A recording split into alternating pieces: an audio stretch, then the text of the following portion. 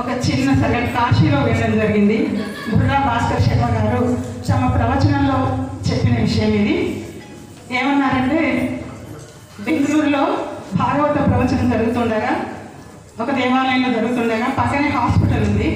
ఆ హాస్పిటల్లో ఉన్నటువంటి ఒక పేషెంట్ కొడుకు, డాక్టర్లు చెప్పేసి ఆ పేషెంట్కి, నువ్వు ఇంకా కొడుకు చెప్పిందనమాట, నువ్వు ఇంకా బతకవు, రోజులే ఇంకా నీకు ఇంటికి వెళ్ళిపోవచ్చు, వైద్యం అవసరం లేదు అన్నారు. ఆ కొడుకు ఏం చేసిందంటే పక్కన జరుగుతున్నటువంటి ప్రవచనానికి వచ్చి అనుకోకుండా ఆ రోజు గజేంద్ర మోక్షం కావడం వల్ల అదంతా విన్నాడు. దాని ఫలశ్రుతి కూడా విని ఆయనకు భగవంతుడి మీద నమ్మకంతో పోతూ ఒక బుక్ షాప్లో గజేంద్ర మోక్షం బుక్ కొన్నాడు.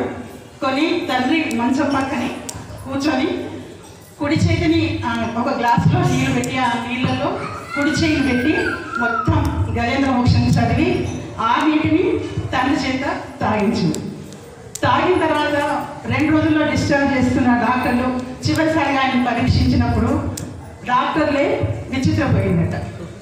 అంతకు ముందున్న ఏ రోగ లక్షణాలు కూడా ఆయనలో కనపడ్డాయి.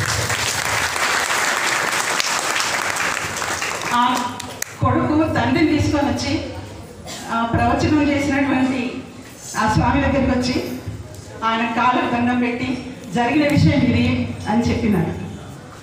అంత గొప్పది మన భాగవత ప్రవచనం అనేది.